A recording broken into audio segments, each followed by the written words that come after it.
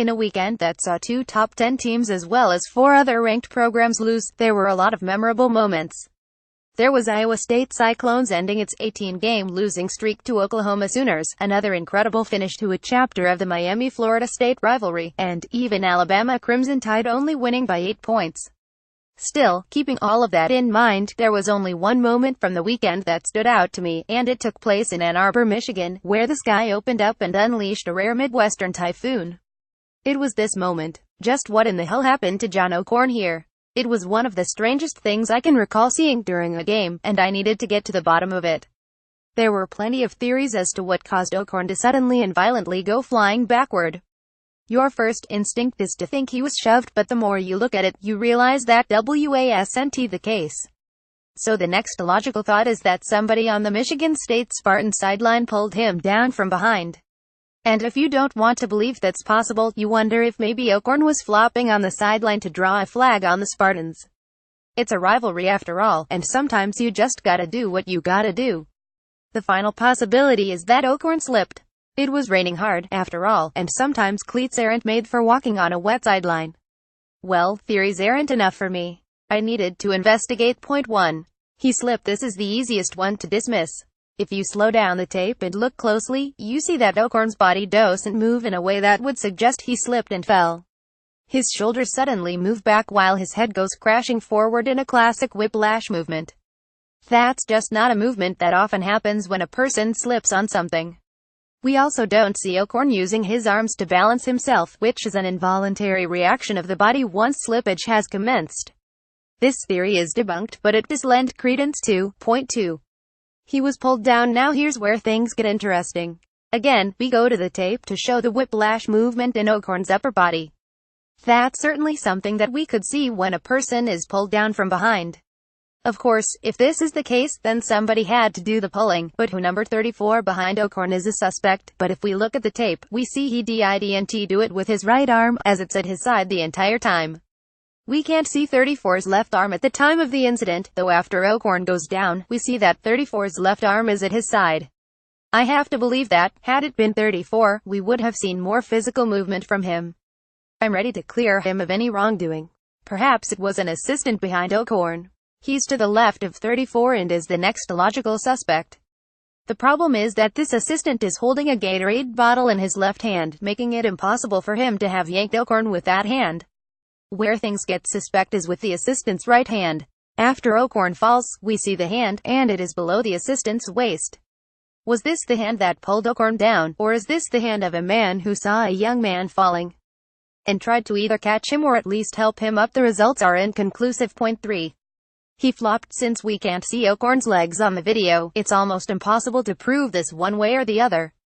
All we know is that the NBA and soccer are two of the fastest growing sports among American millennials, and it's entirely possible this is causing the youth of our country to believe falling without being touched is the best way to win games. Still, that's circumstantial evidence. No conclusions can be drawn from it. So here we are testing 3 theories, and we don't have a conclusive result. It's frustrating, and trust me, I was frustrated as I was trying to figure it out. I reached the point where I was willing to try anything I could to get an answer, so, like a desperate detective, I called a psychic hotline. She was of no help, though she did tell me a financial windfall was in my future, so that's kinda cool. Anyway, after the psychic didn't pan out, I just put the footage through different filters, and you wouldn't believe what I discovered. Just look at this. This is the moment right after O'Korn's body goes flying. Look what you see in front of him.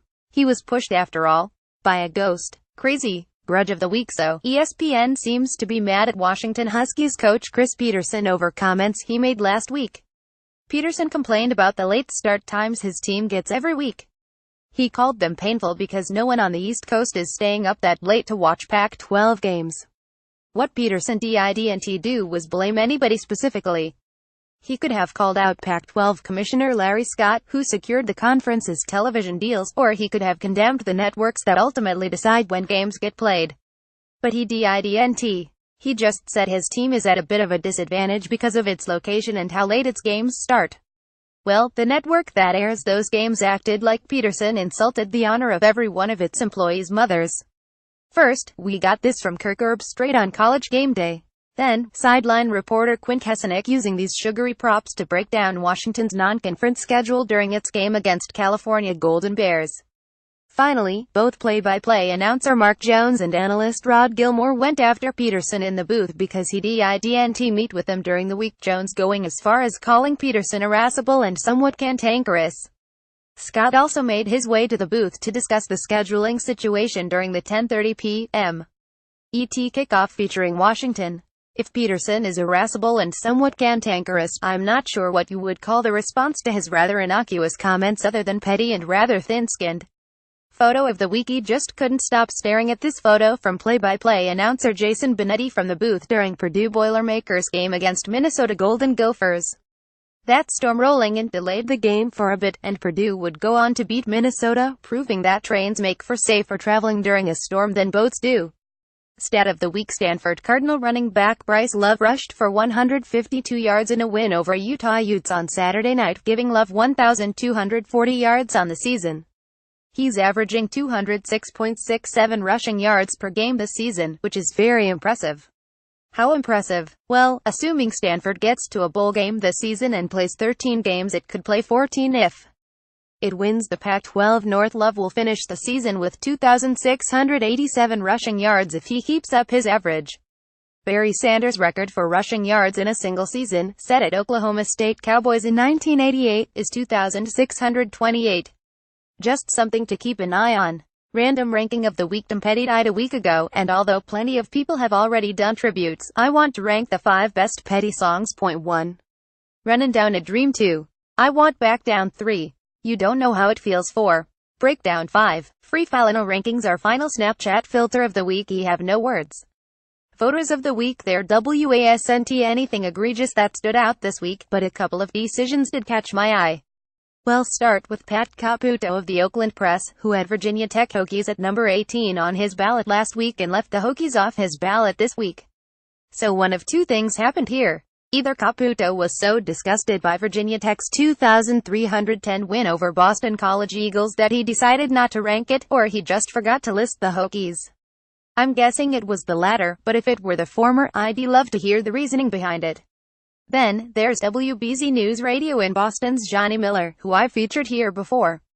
Miller has TCU Horned Frogs at number 12 on his ballot behind 3 teams with a loss in Ohio State Buckeyes, Auburn Tigers and Oklahoma. No other voter has TCU lower than 9 on their ballot. Student section of the week. It's never too late to get an education. College football playoff projection of the week. 1. Clemson Tigers. 2. Alabama. 3. TCU. 4. Penn State Nittany Lions until the next Monday after.